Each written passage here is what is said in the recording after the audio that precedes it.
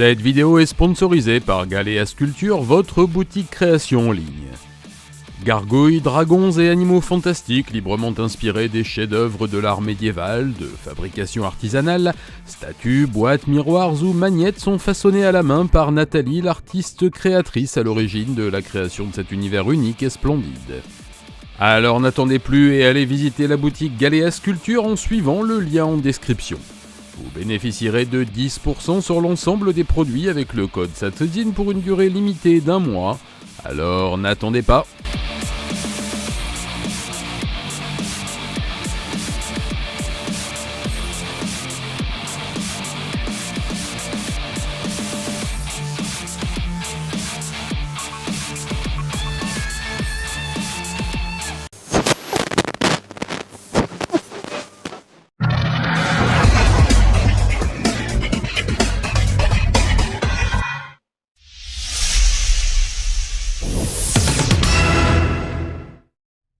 En 1966, le Japon était épouvanté par le quadruple meurtre violent d'un couple et de leurs 2 enfants adolescents.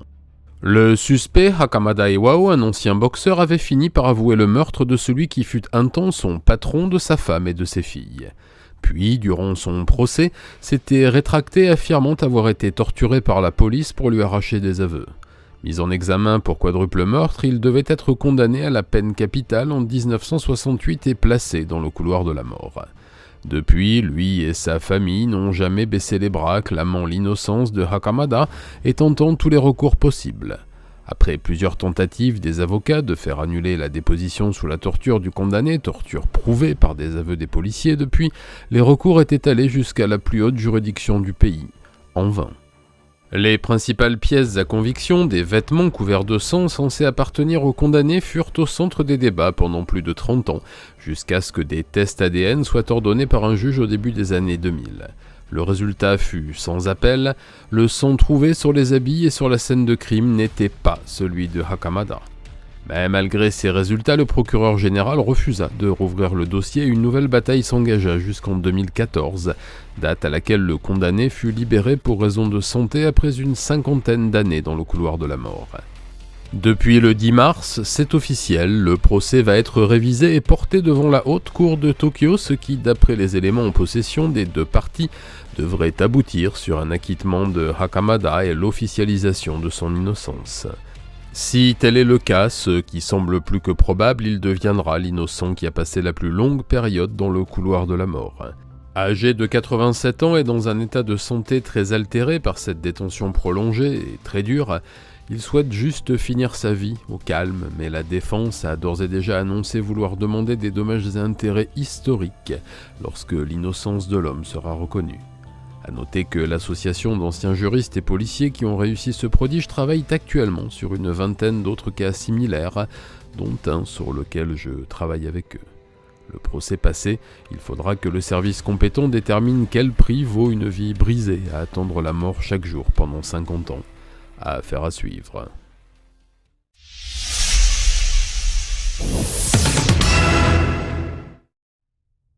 Le 9 mars, le centre d'urgence de Tosa, dans la préfecture de Saga, à Kyushu, recevait un appel d'une jeune fille affolée qui venait de trouver ses parents inconscients dans la maison et saignant abondamment. Arrivés sur place, les équipes de secours et la police ne purent que constater le décès du couple. Le père de 51 ans et la mère de 46 ans avaient été frappés de multiples coups de couteau à la gorge et dans la poitrine et montraient des lacérations sur tout le corps, preuve d'un acharnement sauvage. Leur fille de 17 ans indiqua à la police que son frère, étudiant à l'université de Kyushu près de Fukuoka, était passé plus tôt dans la journée mais n'était plus là. Désireux de l'entendre sur cette affaire et d'en savoir plus sur son emploi du temps, les enquêteurs envoyèrent une patrouille à son logement étudiant de Fukuoka et se mirent à sa recherche, mais sans succès.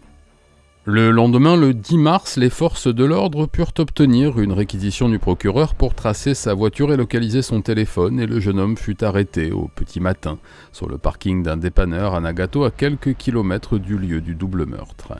Dans le coffre de sa voiture, plusieurs couteaux de cuisine enroulés dans un linge, dont un couvert de sang. Le fils ne tarda pas à avouer son crime, puis ne dit plus un mot. Une enquête de voisinage est en cours, mais tout le monde est unanime, cette famille était appréciée des riverains et absolument sans histoire, et les camarades de classe et d'université du jeune assassin affirment que c'est un garçon charmant, calme et sans histoire connue avec sa famille.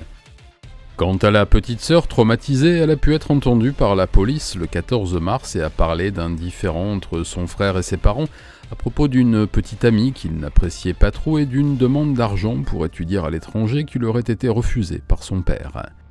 Pour l'heure et malgré les aveux, le mobile reste encore flou. Il a été mis en examen pour double homicide et risque 30 ans de prison. Affaire à suivre.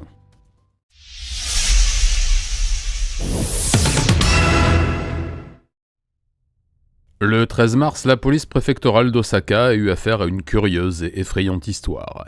C'est après avoir appelé le 119, le numéro des urgences, pour sa mère qui ne respirait plus que Madame Yamada Yasuko, 33 ans, sans emploi, a expliqué qu'elle venait d'avoir une violente querelle.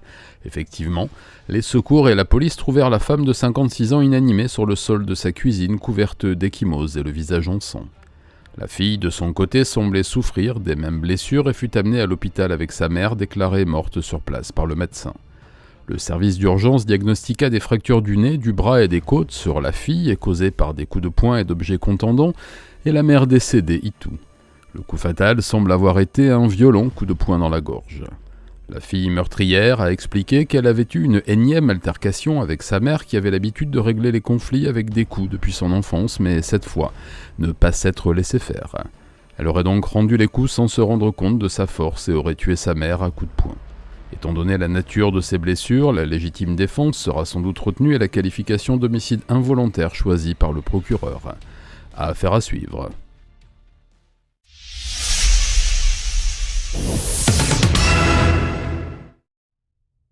Je vous en parlais dans Petit Satsujin à l'époque de l'affaire, celle de cet enfant de 5 ans, le petit Shojiro, mort car au centre d'une sombre histoire de manipulation et d'emprise. Akahori Emiko, 50 ans, celle par qui la mort était arrivée du fait de son emprise sur la mère, avait fait en sorte de s'attirer toute l'affection de sa victime, Hikari Rie, la mère de l'enfant, au point de la faire divorcer et de maltraiter son fils qu'elle considérait comme un obstacle à son emprise totale. Bien sûr, Akahori en profitait pour détourner l'argent de sa victime à son profit et commençait même à étendre son influence sur le groupe d'amis de Hikari. Cette dernière avait été jugée et condamnée à 5 ans de prison pour négligence vis-à-vis de son fils, car l'emprise de Akahori avait pesé fortement dans la balance. Cette dernière avait d'ailleurs été condamnée à 15 ans de prison ferme en première instance avant de faire appel. Le 15 mars, la haute cour de Fukuoka a confirmé cette sentence et la culpabilité de la manipulatrice meurtrière dans cette affaire. Ce drame avait traumatisé le petit village de Sasagore et votre serviteur, puisque ce n'était autre que le village natal de mes enfants, et l'école dans laquelle ils ont fait leur premier pas scolaire. La défense a indiqué vouloir se pourvoir en appel auprès de la dernière juridiction possible, jugeant que la responsabilité des 2 femmes était équivalente, et demandant la même peine de 5 ans. Affaire à suivre.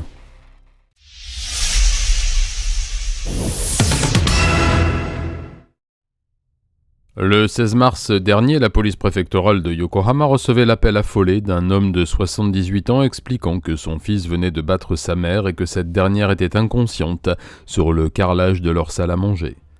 Arrivés sur place, les secours et la police trouvèrent Madame Yahagi Akiko le visage en sang et sans connaissance, et son fils de 43 ans, Dai, assis sur le canapé et visiblement très agité.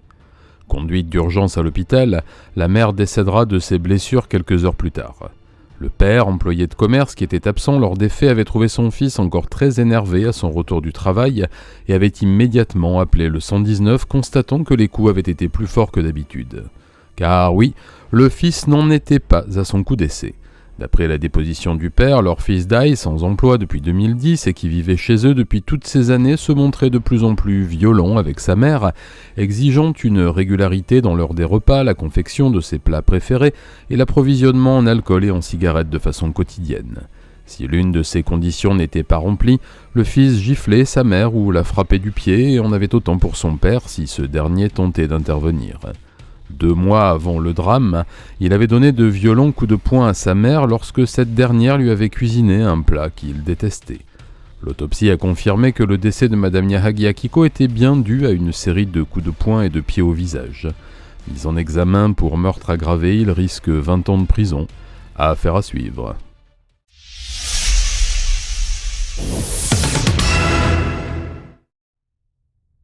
C'est le procès de la fin de vie et des lois quasi inexistantes sur ce sujet qui se tenait à Kyoto le 15 mars dernier. Ce jour-là, Madame Yamamoto Junko, 78 ans, était condamnée à 11 ans de prison pour le meurtre de son mari Yasushi, 77 ans, en 2011, et avec la complicité de son fils Naomi, 45 ans, condamné lui à 13 ans de prison le 7 février dernier. Parmi les mises en examen, 2 médecins, dont le docteur Okubo Yoshikazu, 44 ans, accusé d'avoir fourni des produits qui ont servi à l'euthanasie, mais aussi, dans une autre affaire, d'avoir aidé à mourir une femme de 51 ans atteinte de sclérose latérale amyotrophique. Pour revenir sur l'affaire Yamamoto, le mari souffrait d'une maladie mentale dégénérative depuis des années et arrivait dans une phase pré-terminale qui lui causait de grandes souffrances physiques et un état de conscience altéré permanent. En 2011, sa femme et son fils avaient demandé au docteur Okubo de le ramener chez lui pour lui offrir une mort digne et abréger ses souffrances, et le praticien avait fourni un médicament pour aider à son départ. Pour l'heure, la loi japonaise interdit l'euthanasie et le suicide assisté et punit très sévèrement ceux qui les pratiquent. Pour mémoire, le docteur Sumiyoshi, qui avait permis à 3 patients en fin de vie de partir en 2008 et 2009, avait écopé de 30 ans de prison. Les avocats de Madame Yamamoto et de son fils ont d'ores et déjà fait appel et le procès du médecin devrait, lui, commencer au mois de septembre. Ces audiences sont aussi une occasion pour les associations pour le droit à mourir dans la dignité de rappeler au gouvernement qu'il serait temps de légiférer comme beaucoup d'autres pays le font. Affaire à suivre.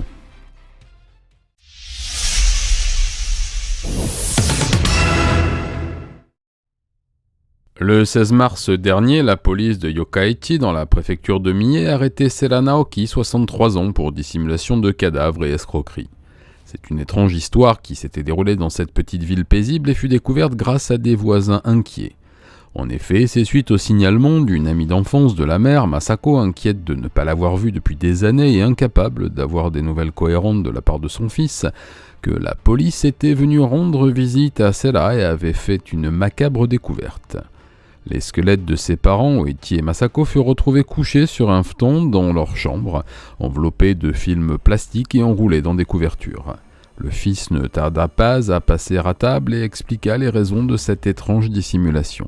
Sans profession et souffrant d'une grave addiction au jeu et à l'alcool, le fils vivait chez ses parents depuis toujours. Fils unique, il bénéficia de la générosité parentale jusqu'à ce que ces derniers prennent leur retraite à 78 et 79 ans, jouissant d'une pension confortable. Lorsque le père, usé par le travail, décéda en 2013, Sera n'en avertit pas sa mère et cacha le corps de son père dans une remise enveloppée dans du film plastique inventant une histoire d'hospitalisation. Bien sûr, le but de cette macabre manœuvre était de continuer à toucher la pension. Sa mère décédera quelques mois plus tard, toujours en 2013, et le fils disposera les 2 corps dans le lit conjugal, condamnant la porte et touchant chaque mois les retraites parentales.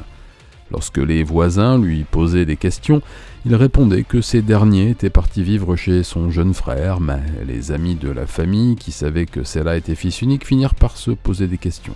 Présenté au procureur, il a été mis en examen pour dissimulation de cadavres et escroquerie et risque 5 ans de prison. Affaire à suivre.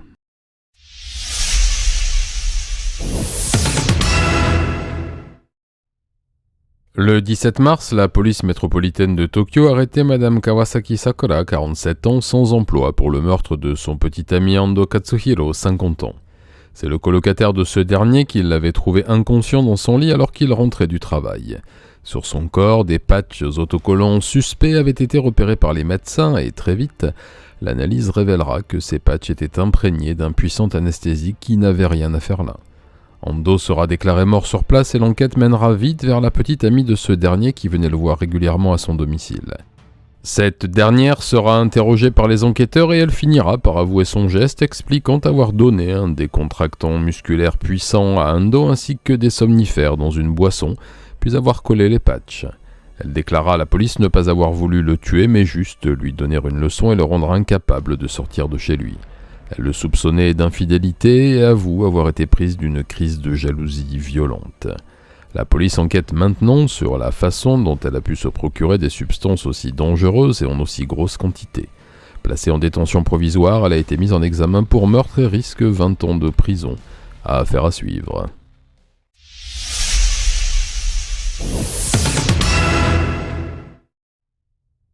Après le raz-de-marée causé par l'affaire Harvey Weinstein dans le cinéma occidental, c'est au tour du Japon de connaître sa vague de MeToo et de pointer du doigt cette industrie qui repose toujours, comme la presse et la télévision, sur la promotion canapé.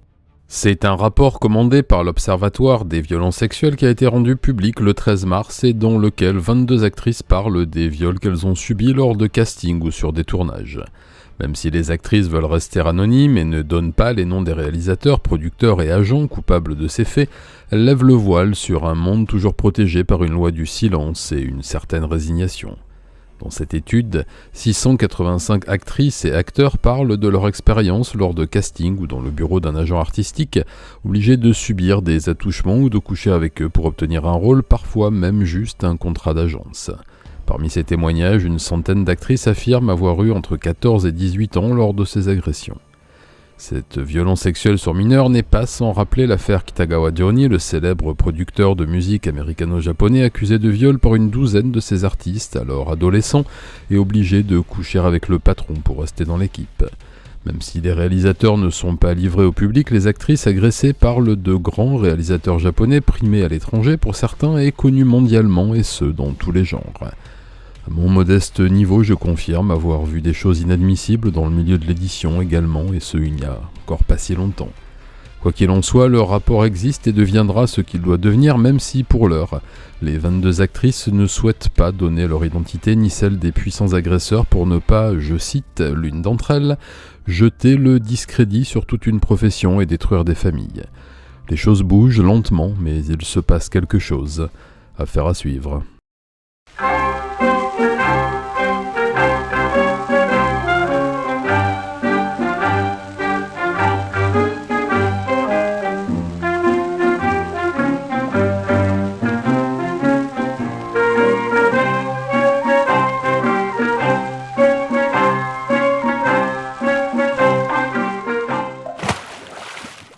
Ne le niez pas, vous aimez les gangsters, les gangsters, les voyous. Non, pas ceux en bleu au bord des routes qui vous raquettent pour 5 km/h de trop, mais les beaux ténébreux en complet croisé, Borsalino sur la tête et Colt M1911 à la ceinture.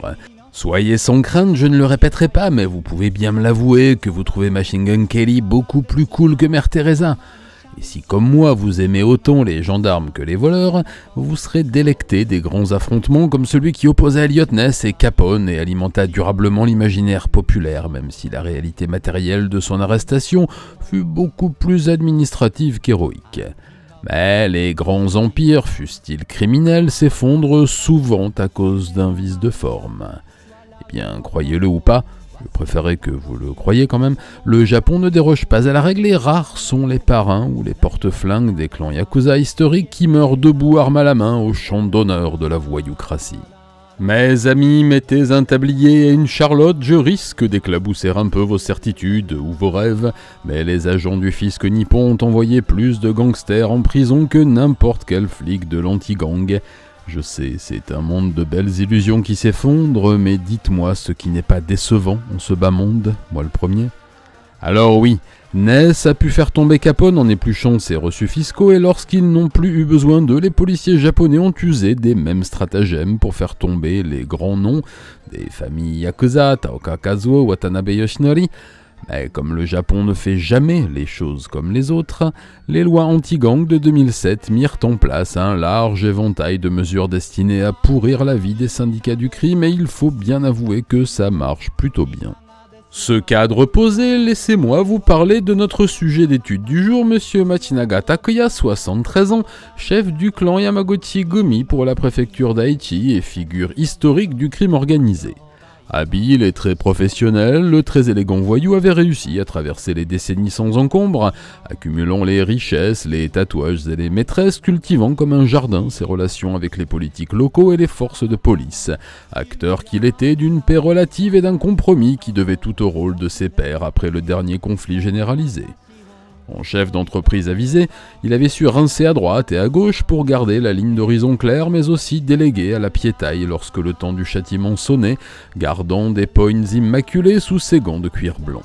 Lorsque son clan s'était divisé, il avait pris du galon, restant fidèle à la première garde nostalgique de ce temps béni des duels au petit matin.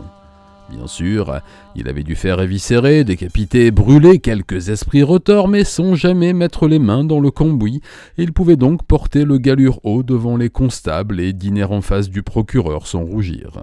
Bien sûr, l'anti-gang, qui devait justifier son salaire, faisait bien une descente de principe dans les bureaux de sa compagnie de transport pour n'y rien trouver, même pas de camion, mais il partait bredouille en s'excusant et Matsunaga leur donnait des places pour un match, histoire de les dédommager pour le déplacement. Alors oui, quelques arrestations de jeunesse l'avaient placé dans les fichiers de police et sa place dans l'organigramme du clan n'était un secret pour personne, mais jusqu'à présent aucun flic n'avait réussi à le faire tomber. Le fisc s'y était risqué, réalisant un audit de plusieurs mois dans ses locaux, mais son comptable, élément clé de toute organisation criminelle, avait toujours tout fait aux petits oignons et les polyvalents repartirent bredouille. Mais en 2007, il fallut s'adapter à nouveau. Toute personne fichée comme membre de gang voyait ses libertés diminuer, et ça même dans les actes du quotidien. Interdiction de prendre les autoroutes, de faire partie d'une association ou d'un groupe quelconque, de travailler dans l'administration ou de diriger une entreprise. Alors Matsunaga s'adapta et la notion de crime organisé n'eut jamais autant de sens. Il délégua ses mandats de gestion à des caves grassement rémunérées pour la vitrine, ne prit plus que les routes de campagne dans sa belle auto et le temps passant, se glissa dans sa robe de chambre de soie contemplant le triste spectacle de son monde qui s'écroulait, un whisky à la main. Attaché à sa ville, il faisait des petites courses chaque jour dans son supermarché préféré et on aurait pu le prendre pour un petit retraité comme les autres, peut-être un peu plus élégant. Mais voilà, M. Matsunaga est japonais et comme tous ses concitoyens, il voue un culte sans limite aux cartes de fidélité et autres coupons de réduction, sans qui la vie serait beaucoup moins belle. Alors ce qui devait arriver arriva. Le 14 mars au petit matin, une cohorte de policiers anti-gang en armure du futur vint tirer le vieux gangster de sa torpeur matinale, mandat d'arrêt à la main et petit sourire satisfait aux lèvres. Le motif de l'arrestation ? Violation de la loi anti-gang. Eh oui, en signant le formulaire d'adhésion à la grande communauté des clients chanceux de son petit supermarché, le vieux voyou signait également son arrêt de mort, le diable est dans les détails. Mis en examen pour cette infraction, le procureur a annoncé vouloir profiter de sa détention provisoire pour revenir avec lui sur une cinquantaine de crimes auxquels il semble mêler ces 50 dernières années.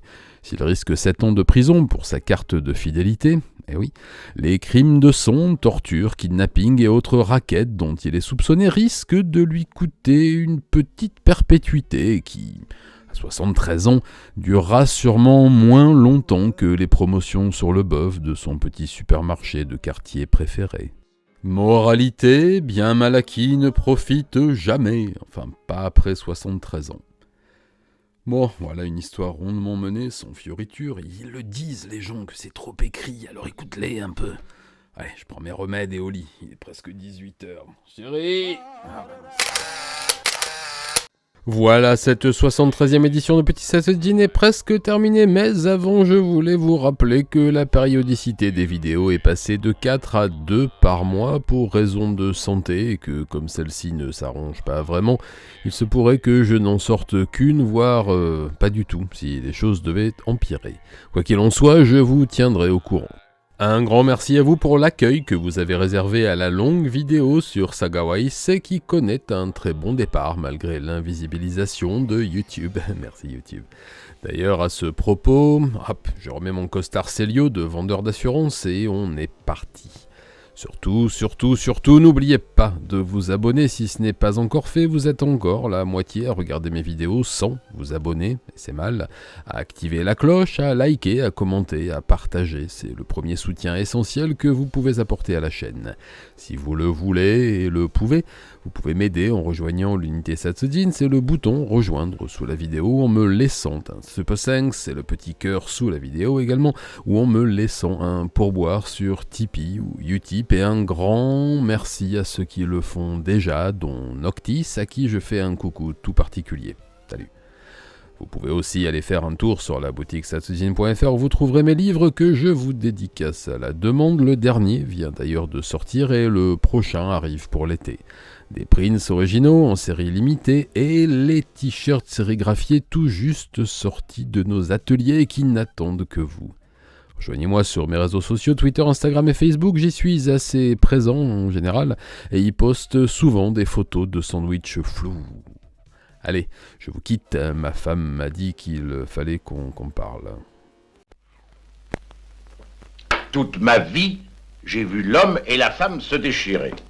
Faisons la paix, séchons nos larmes. Matane.